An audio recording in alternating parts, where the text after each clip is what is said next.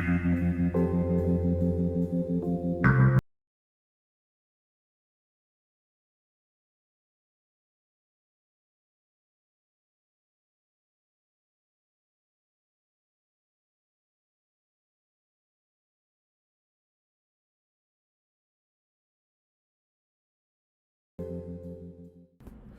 up, good people?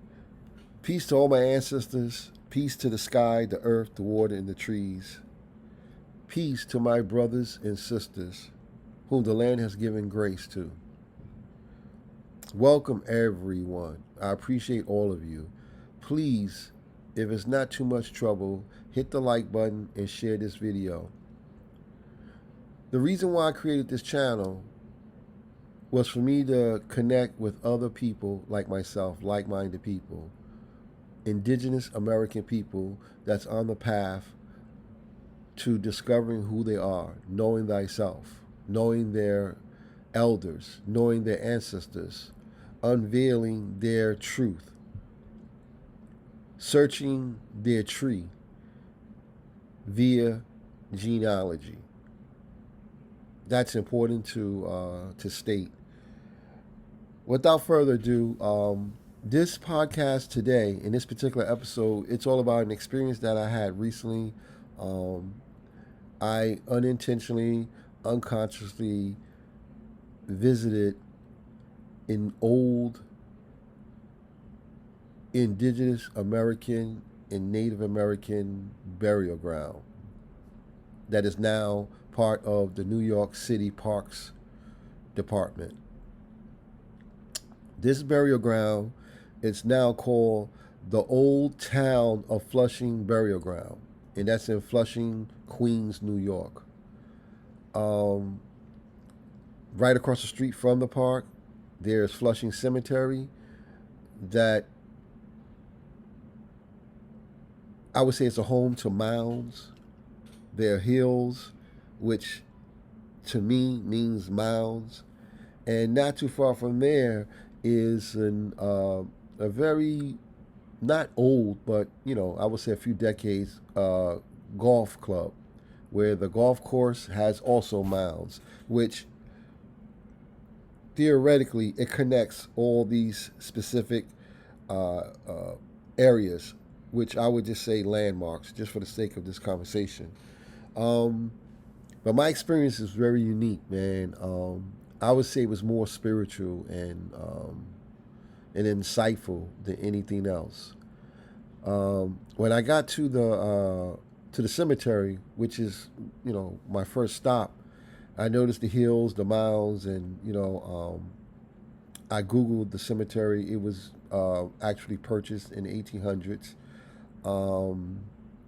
and what came up in the feed, Google, was the actual burial ground, which was right around the corner from the cemetery. So it was a hop, skip, and a jump. Literally, it was a walk away. But I took the car, went around the corner. So happened got a parking space right in front of the park.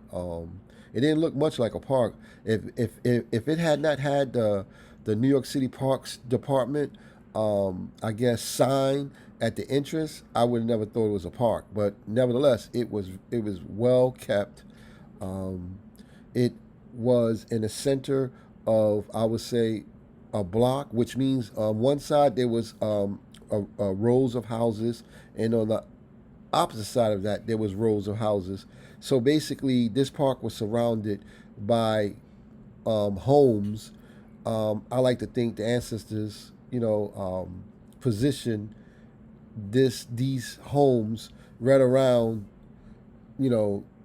its sacred site to be protected, and not to mention that area is predominantly Asian, which is ironic, but it's predominantly Asian, and I believe this is why that area is upkept to, I would say, a high standard. If I had to say 1 through 10, the New York City Park Department park where I live at, if it was 1 to 10, I would say it was like a 4 or 5. This particular park, out of 1 to 10, I would say it's rocking at a 10. I seen no debris. There were no, there was no unkept grass bushes, trees. Everything was just, very well taken care of. And there was actually a fence that is to the entrance of the park. Now, the park over here by my house, there's no fence. There are three entrances, and anybody can walk through at any time. Now, technically, all the New York City parks are supposed to be closed at dusk, so you're not supposed to be in any of these parks after dusk. But where I live at, people hang out all hours of the night and do all kinds of things. But this park, it shuts down at dusk, locked. And I believe, there were a few entrances to this park from what I've seen. There were benches, there were lots of trees, beautiful grass, open area like almost Central Park where you can actually, lay down a blanket and just sit there and just like absorb the energy. I really did not get a bad vibe from that experience. In fact, it was very serene. It was still. It was warm. Um, I was able to like really quiet my thoughts. I was able to hear the ancestors speak to me. Now I'm sure some of you would be like, "Yeah, right," that's like too metaphysical. Nah, man, it's spiritual. If you're in touch with who you are, you're connected to the land, in the earth, in the water, in the air. Yes, you can just touch anything and listen and communicate. I mean, hell, the Native Americans know that. A lot of indigenous Americans know that. That's who we are. We lived off the land and the water and the air, the oxygen that filled our soul and our spirits and allow us to respect what's on the land and not destroy it, which is what has been happening since the arrival of the foreigners. But in any event, there was a beautiful monument. Um, Back in the day, the this particular cemetery, it only had, maybe when they actually purchased it, I believe it was in the early 2000s, if I'm not mistaken. But I don't have the information on me right now. I do have it. But when it was purchased by the town of Flushing, there were, a few, um, actually, no. Um, about the time the town of Flushing purchased that land, it was pretty much organized, cleaned up. But the point I want to make is there was only a few tombstones when it was, I guess, when it was put on the sign at the entrance once you get into the park, because it kind of gives you a synopsis of the park and who's buried there and what it was really about. And the picture that they have on that sign, it's a black and white and it's pretty old, and it only had, like, if I'm not mistaken, three tombstones. To be precise, it was in, it said a headstone of the burial ground can be seen in this image from the Brooklyn Daily Eagle. So I guess you can go there and look at the actual picture. And it was from May 4th, 1910. There was only, two tombstones and a lot of rocks and unkept weeds and what it appeared to be like fall time, where the leaves actually change colors. Even though it's a black and white photo, but it looked like old leaves. So that's the picture that's on the sign once you enter that particular park. But anyway, just to reiterate, the old towns of Flushing Burial Ground. It was established in 1840.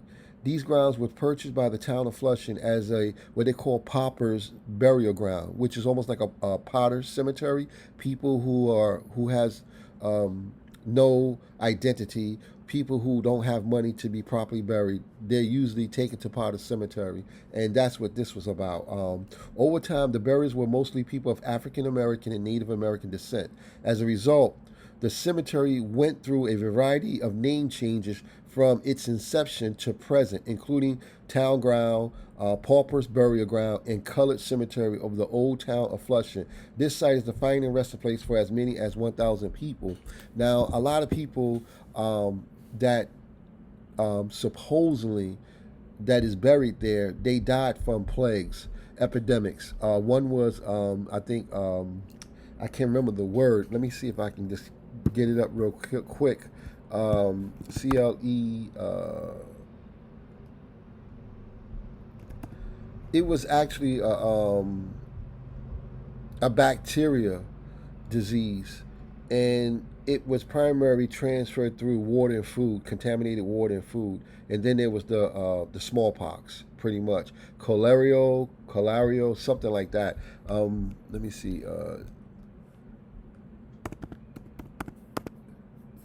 Yeah. Let me see if I have it here. I should have had this ready, but it's all good. It's called colaria. It's a life-threatening bacterial infection of the small intestine that can cause severe diarrhea, vomiting, and dehydration. Okay, that's also I would say it's also found in contaminated water and food. I'm just trying to see if it's related to what I'm trying to convey here. Yeah. It says the town of Flushing suffered a cholera epidemic circa 1840 and a smallpox epidemic in 1844. Fears that the infected corpse would contaminate the church burial grounds, the town elders purchased the land from the Bound family and created a separate burial ground to be used for the infection. They said for the infected to be buried in. And that's funny because the Bound family, they have their name on a high school in Flushing off Main Street called John Bound High School. So that's interesting. I didn't know that until I just looked it up just now. That's one of the interesting things about the internet. It can serve a purpose, and it also can really like take you further from the what you're looking for. I believe it's all about keywords, which is what defines the search feature. Which if you put the right keywords in the right search, you can actually arrive to what you need to know, what you're looking for. Simple as that. But anyway, yeah, that's part of things that happen. And then go on to the next one. If you go on the website, you can, well, not the website, but if you go on the internet, you can find it. So there was and there was like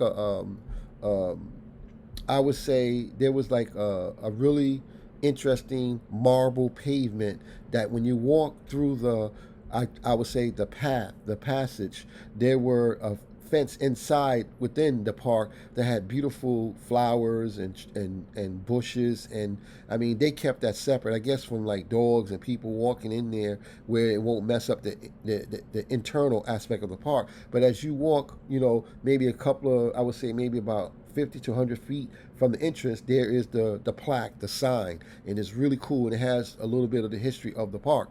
And then in the center where the marble, it's like a huge circle, and it's marble, and within that circle is another circle where it's fenced, and they have like beautiful plants and many trees and bushes and stuff like that. And around that is like Indian words, which I really didn't get a chance to record or take pictures of or even make out what it meant.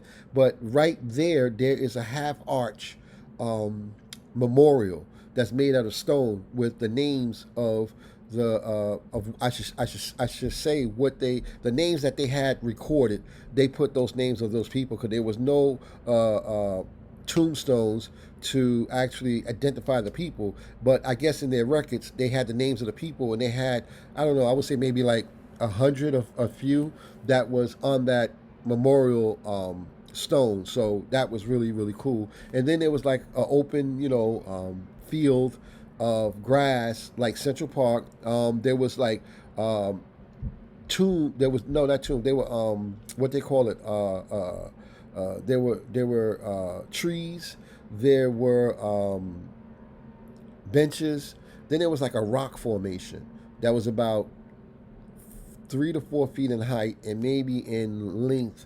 I would say maybe 25 to 30 feet. And it says, "Do not sit or do not climb. So I assume that was also part of the past. And on those rocks, it said something about the Bunn family, Bunn, which was Alfred Bunn and James Bunn, and it had when they died or whatever. So I think that's what they had it of. But anyway, the burial ground, and this here, it's in I would say Old Town of Flushing Burial Ground Conservancy, and you can go there, which is oftbgconservancy.org. And it says the burial ground history, sacred land since 1840. Did you know that the remains of about 1,000 people are buried in New York City Parks Department location in Flushing, New York? And then it gives you the address, and it tells you as you go down, the site was purchased by Town of Flushing as a public burial ground in 1840. Over 1,000 individuals were buried there in subsequent years, of whom the majority were African American and Native American. So that's good to note. And then where there's Black History Sites conversation, the Old Town of Flushing Burial Ground, that's, I believe, you can get that. I can provide a link for that. But that's the Latimer House Museum. Louis Latimer, Latimer, House Museum. And it says the Old Town of Flushing Burial Ground dates back to the 1840.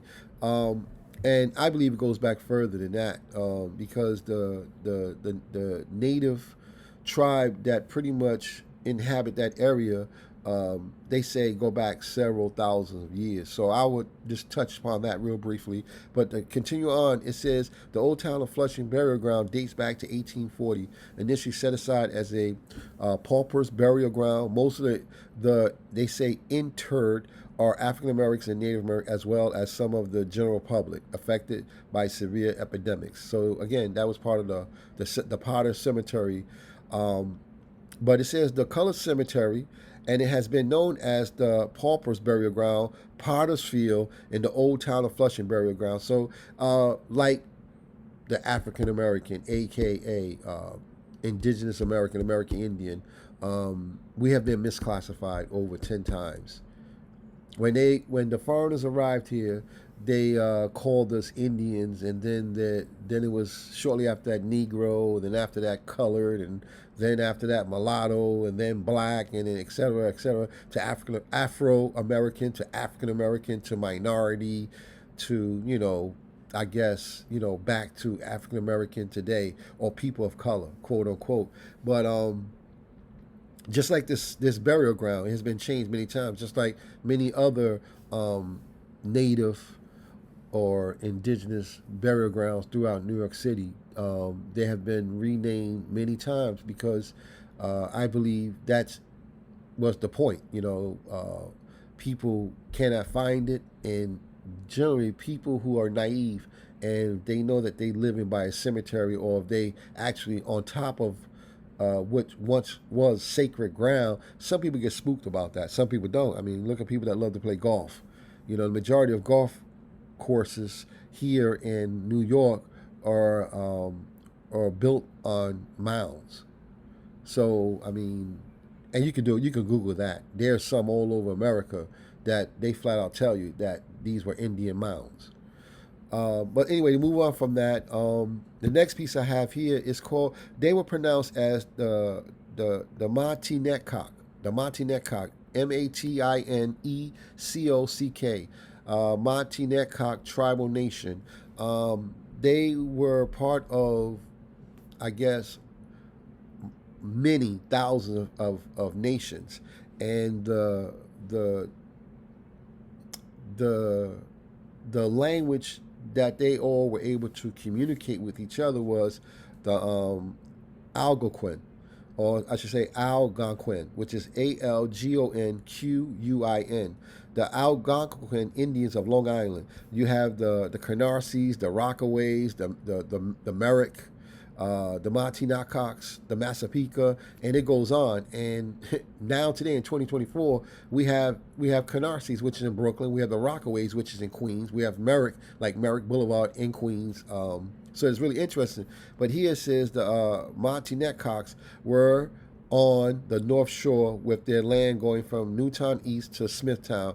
They had settlements in Flushing, Glen Clove, Cold Springs Harbor, Huntington, and Northport. They were excellent fishermen. Um, Montanercock means hill country. And then,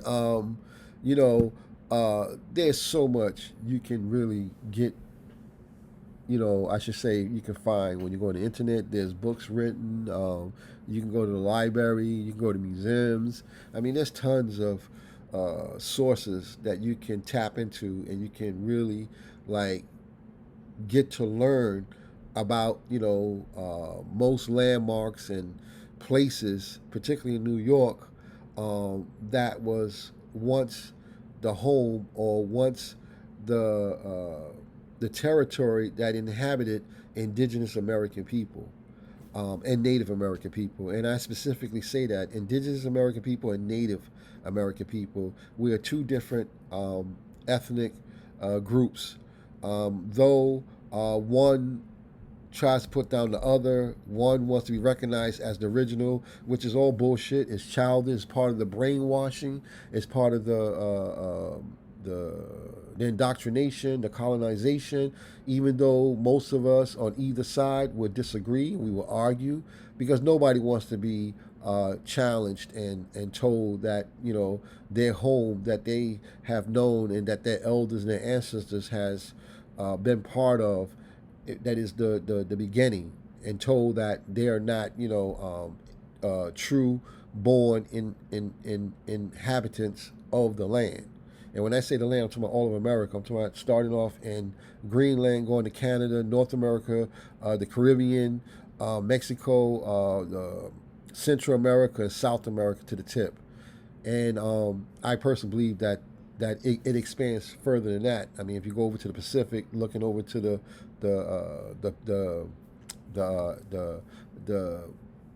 I would say the southeast of Asia, as well as the Far East, because a lot of that were trade routes, and indigenous Americans, pretty much utilize all the trade routes throughout the world to trade with indigenous people in all different places, different continents, different landmass. And I would say continent landmass as casual as how can I put it, figuratively, because if some people believe in Pangea, which the land was just one before the oceans and the rivers, but speaking of ocean and rivers, North America alone has over 250,000 rivers, more rivers than any place on this planet of the on that is of the earth. Um, and that's important to note because water, land, and game, which is animals and people, male and female, that can continue to produce, and populate, is the foundation, the essence of life, civilization. Um, I'm going to probably end it at that. I didn't want to take up too much time. Let me see how much time I've taken already. So I took about 23 minutes.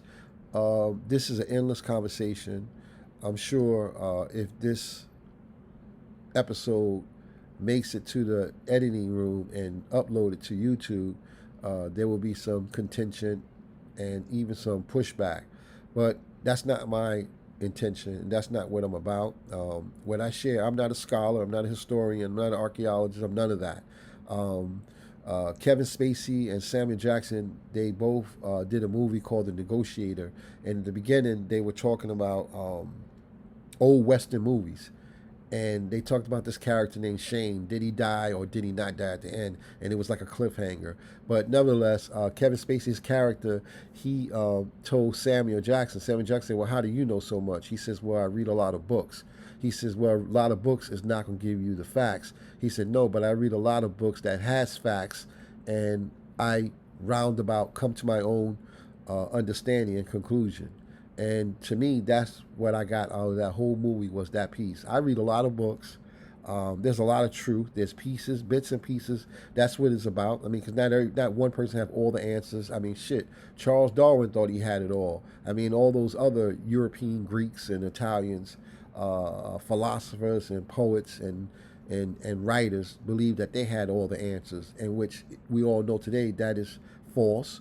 But I would not say I would not read their work. Read as much as you can read.